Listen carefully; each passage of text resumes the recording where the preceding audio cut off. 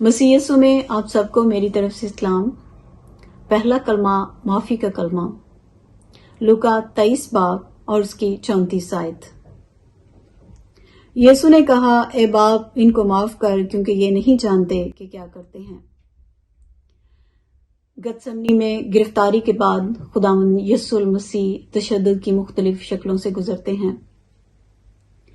یہودیوں کی عدالت میں یسوع المسیح کو ٹھٹھوں میں اڑایا گیا، ان کے منہ پر تماچے مارے گئے، کوڑے مارے گئے، لان تان کی گئی، سر پر کانٹوں کا تاج رکھا گیا، بے دردی اور رسوائی کے جلوس میں راہ صلیب سے کلوری کے پہاڑ تک لے جایا گیا۔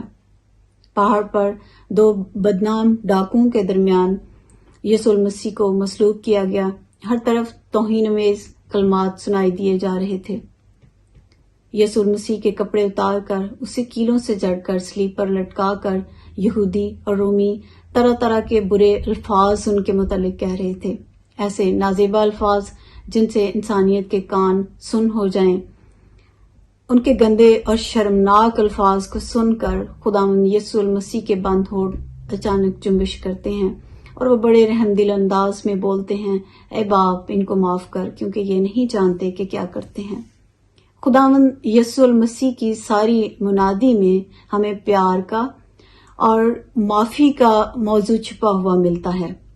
پہاڑی باعث سے لے کر کلوری کے پہاڑ تک، یعنی کہ پہاڑ سے پہاڑ تک دشمنوں کو معاف کرنے اور دکھ دینے والوں کے لیے دعا کرنے کا درس ہے۔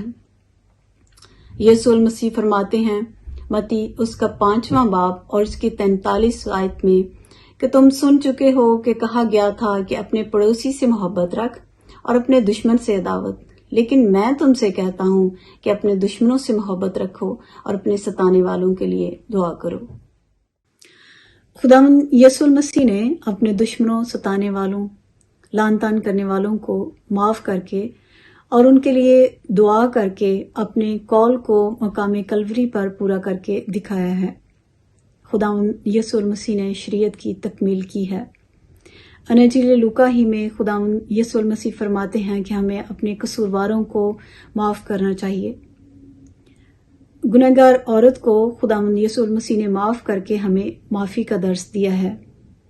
المسیح کے اکثر معجزات کے ساتھ ہمیں معافی کا بڑا گہرا تعلق نظر آتا ہے، مثلاً شفا کے معجزات کے ساتھ، کوڑیوں کے معجزات کے ساتھ، مفلوج کی شفا کے معجزے کے ساتھ، بدروحوں سے شفا کے معجزات کے ساتھ۔ خداوند یسوع المسیح نے سرعام یہودیوں میں اس بات کا اظہار کیا ہے کہ وہ راست بازوں کو نہیں بلکہ گناہ گاروں کو بچانے کے لیے آئے ہیں اور کچلے ہوئوں کو آزاد کرنے کے لیے آئے ہیں۔ معاف کرنا خدا کا الہی وصف ہے۔ یسوع المسیح کی یہ تعلیم ان کے مزاج پر اور ان کے ماحول پر چھائی ہوئی ہے۔ معافی کی تعلیم دینا، معاف کرنا بہت مشکل ہے۔